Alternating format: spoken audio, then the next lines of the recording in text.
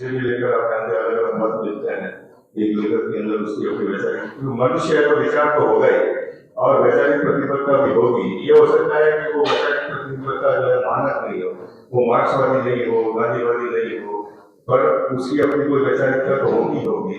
तो इसके बारे में आपका क्या है?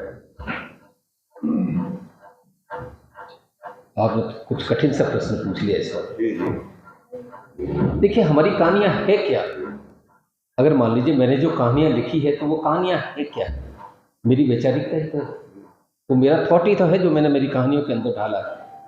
मैं ऐसा सोचता हूँ, मुझे पता नहीं ये बात कहनी चाहिए नहीं कहनी चाहिए। वैचारिक प्रतिबद्धता अपनी जगह है, होती है लोगों की, लेकिन आज साहित्यकार सत्य से तो भटक गया है और वैचारिक प्रतिबद्धता पे आ गया है। कांग्रेस के टाइम कांग्रेस के साहित्यकार, भाजपा के टाइम भाजपा के साहित्यकार। ऐसा क्यों होना चाहिए साहित्यकार? अगर मैं पत्रकार हूं और मैं एनालिसिस करके कोई लेख लिख रहा हूं तो मेरा भाजपा में होना या कांग्रेस का होना बहुत महत्वपूर्ण हो जाएगा। या हो सकता है कांग्रेस बहुत बुरा काम कर दे और मैं उसको क्रिटिसाइज ही न करूं। तो हमारा पत्रकार हो चाहे साहित्यकार, we have to stand by the truth. सत्य हमारी वैचारिकता है, हमें सत्य में ही सेंध लगानी चाहिए और सत्य ही हमारी रक्षा करेगा कहानियों का। Truth is our power, this what I feel. ये आपका कहना बिल्कुल सही है। हम इसी से जुड़ा हुआ एक सवाल और करता हूँ आपसे। ये जो साहित्य में जो विमर्श करते हैं, तरह तरह के विमर्श करते हैं, स्त्री विमर्श है, दलित विमर्श है, आदिवासी विमर्श है, तो ये सारे विमर्श मैं तो इनसे सहमत हूँ, इनको उचित मानता हूँ, ये होने भी चाहिए।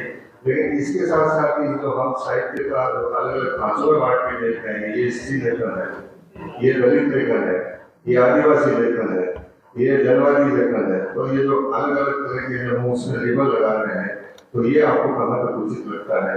क्योंकि आपकी कहानियां तो इस तरह का किसी लेवल पर उससे लगाया जाना संभव नहीं है, तो आप इसको किस तरह से देखते हैं?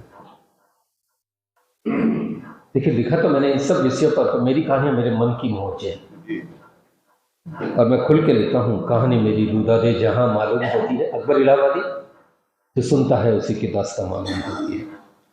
ये देखो, ये आवश्यकता क्यों पड़ गई शैलेंद्र को?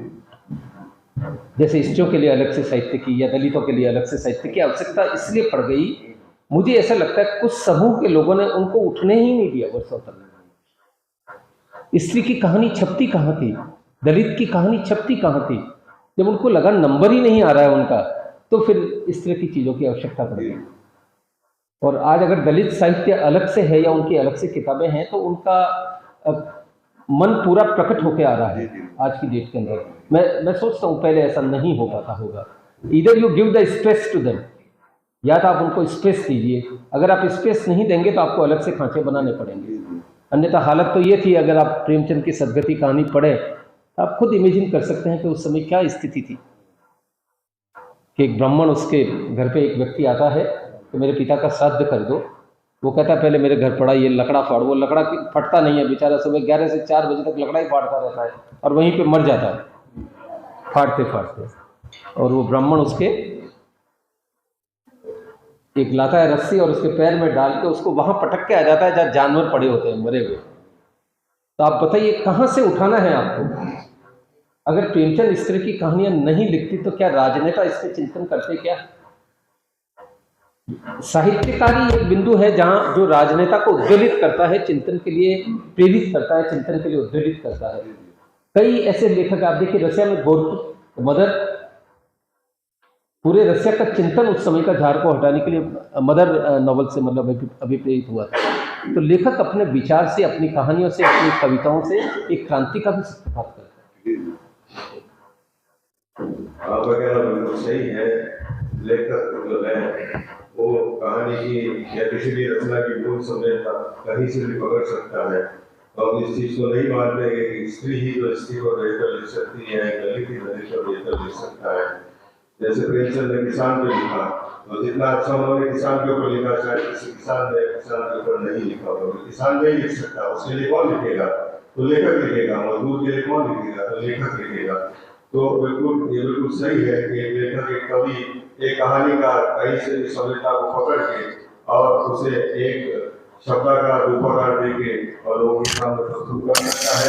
और इसी में आगे मैं आपसे पूछूंगा कि एक रचनाकार को अपना आलोचक होना चाहिए या नहीं होना चाहिए? क्या आप अपनी कहानियों के आलोचक भी मानते हैं? और किस दृष्टि से फिर आप अपनी कहानियों को आलोचना करते हैं या उसकी समीक्षा करते हैं? देखिए, जैसे मैंने आपको बोला कि हर बार रचना इतनी ऊंचाई पर नहीं जाती, जी, और कई बार जाती भी है।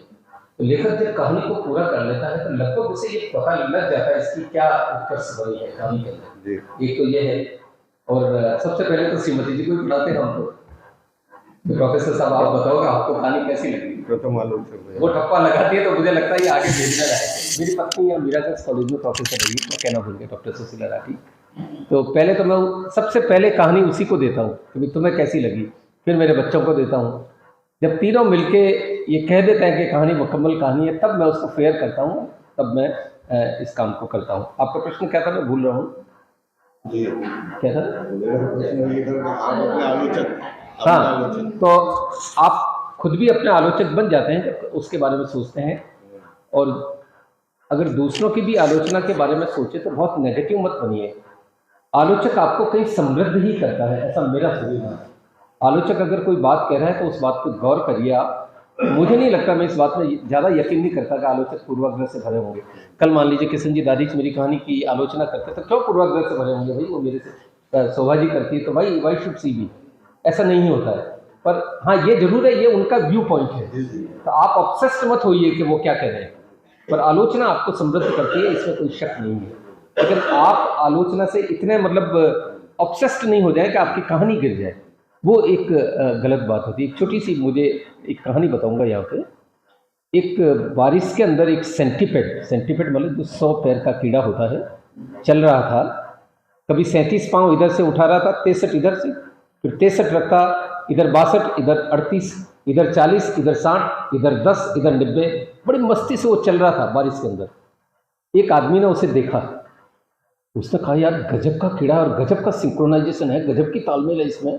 कभी 10-90, कभी 67-33, कभी 62-38, कभी 40-60। तो उसने कहा जरा रुक सेंटीपेड, यार तू ये बता कि तू ये सब जो कर रहा है सिंक्रोनाइजेशन, तो तेरी इस चाल की मस्ती का राज क्या है? How do manage it? वो कहता है यार मैंने तो आज तक सोचा ही नहीं है, मैंने तो पहली बार तूने मुझे सोचवाया है कि मेरी चाल की मस्ती का राज क्या है। तो उसने कहा आज तूने कहा है तो देखता हूँ। तो उसने देखा तो इधर से 62 उठे तो उधर से फिर 37 उठ गए, इधर से 40 उठे, उधर से 59 उठ गए, और थोड़ी देर में बेचारा 3-4 बार गिर गया। अब उसको बात समझ में आई, वो उठ के बोला कि भले आदमी, किसी भी सेंटीपेड से ये कभी मत पूछना कि तेरे चाल की मस्ती का राज क्या है। तो हम किस तरह से आलोचना करते हैं, कई दफे आलोचना से ऑब्सेस्ड होने की जरूरत नहीं है। लेट्स टेक इट पॉजिटिवली, तो बात बनेगी। अगर आप उसको दिल में बिठा लेंगे, जहन में बिठा लेंगे, तो कभी कभी कई दफे मैंने कई लेखकों को, इवन मैं नाम नहीं लेना चाहता, बहुत बड़े लेखक हमारे एक हैं जोधपुर के अंदर, जिनकी कोई कहानी पे चर्चा हुई थी आज से 12 साल पहले, और एक विशिष्ट लॉबी ने मिलकर सोचा कि इसकी इतनी आलोचना की जाए। वो बेचारा 3 साल तक लिख ही नहीं पाया। उसके बाद मैंने फिर उनको कहा भाई are you influenced out of it? ये उनका एटीट्यूड है, ये माइंड सेट है किसी का भी। मेरा माइंड सेट किशन जी से मिले, मैडम सरूपरिया से मिले, कोई जरूरी थोड़ी है। मैं मेरी मस्ती में चल रहा हूँ, वो अपनी मस्ती में बात कर रहे हैं। तो ऑब्सेस्ड मत होइए, उसको सार को गही रहे, थोथा दे आपने अभी बिल्कुल सही बोल किया। और अब ये जो प्रश्न मैं लिखा हूँ, तो एक प्रश्न मेरा ये है कि जो हिंदी साहित्य का वर्तमान परिदृश्य है, जो कहानी का वर्तमान परिदृश्य है, इसे लेकर आपके क्या विचार है? वो आशाजनक है, निराशाजनक है? क्या संभावनाएं आपको उसमें लगती है?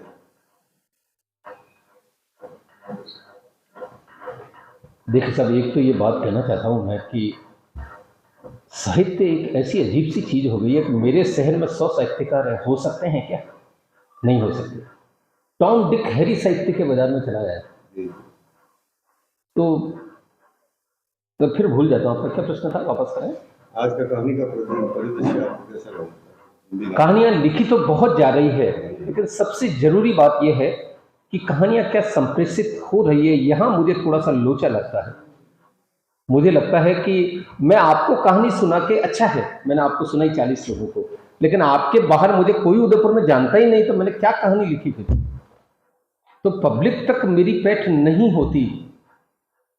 ये जरूरी है कि हम उस संप्रेषणीयता को प्राप्त करें, और उसके लिए भाषा के तेवर, भाषा का लालित्य, कहानी का सस्पेंस, कहानी के मोड़, the story should reach in heart consciousness, soul consciousness, ये सारे अंग उपांग है कहानी की, जो आपकी कहानी suspense, even twist in the tale, ये सारी चीज़ें जब नहीं है। अभी देखिए, आपको मैं बड़ी पत्रिकाओं के भी नाम नहीं लेता, कितनी मनोवैज्ञानिक पेचीदगियों से भरी हुई कहानियाँ आती है।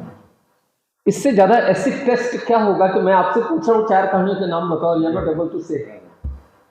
तो यार ये तो बहुत ही एक अजीब सी एक स्थिति है। तो ये बात तो हमें बहुत अनुसंधान का विषय आज के समय में, कि कहानियों को पहुंचना चाहिए पाठकों तक, और इसी के लिए कहानी बनी है। ये है जी।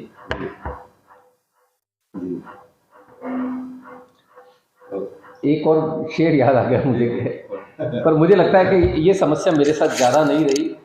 मेरा भाग्य अच्छा है कि लोगों ने मेरी कहानियों को स्वीकार किया, और जिद मेरी यही रही कि दिल से लिखूं। सीधी बात है, दिल से लिखोगे तो दिल तक पहुंचेगी, ये तो होना ही है। कौन कहता है इन कोरे कागजों से कुछ नहीं मिलता, कहानी लिखने से आई कभी किरदार की खुशबू, तो ये तो होगा। आपने बिल्कुल सही फरमाया। जो कहानी है, मैं खुद भी जब साहित्यिक पत्रिकाओं में कई बार कहानी पढ़ता हूँ तो इसमें छूट जाती है, पूरी पढ़ नहीं पाता। उस तरह की कहानियाँ हैं, 17-18 पेज लंबी कहानी है, और आप 3-4 पेज पढ़ के छोड़ देते हो। वो कहानी आम पाठक के लिए तो नहीं है, वो विशेषज्ञों के लिए होगी, विद्वानों के लिए होगी, आम पाठक के लिए नहीं है। अब एक आखिरी प्रश्न मैं ले रहा हूँ कि आप साहित्यकार बने, और साहित्यकार रूप के रूप में आपने बिल्कुल सृजन किया है, तो आप अपने साहित्यकार रूप से कितने संतुष्ट हैं, कितने असंतुष्ट हैं, आगे आपकी क्या योजना है? कहीं मैंने एक कोटेशन पढ़ा था, आपका बड़ा अच्छा प्रश्न है। एक लेखक का ही कोटेशन था कि we write because we are condemned to write. हम लिखते हैं क्योंकि लिखने के लिए हम श्रापित हैं। मैं बिल्कुल ऐसा नहीं मानता, I am just reverse to it. मैं कहता हूं मैं लिखता हूं क्योंकि मुझ पर ईश्वर की कृपा हुई है। कहानी लिखना या लेखक बन जाना किसी वरदान से कम नहीं है मेरी राय में। कौन जानता था जब मैं बैंक में मैनेजर था, कौन जानता था मुझे? लेकिन लेखन तो एक बहुत बड़ा माँ सरस्वती की कृपा है आप पे, कि आप पे होती है तो आप लाखों लोगों से कनेक्ट करते हैं, चाहे आप आले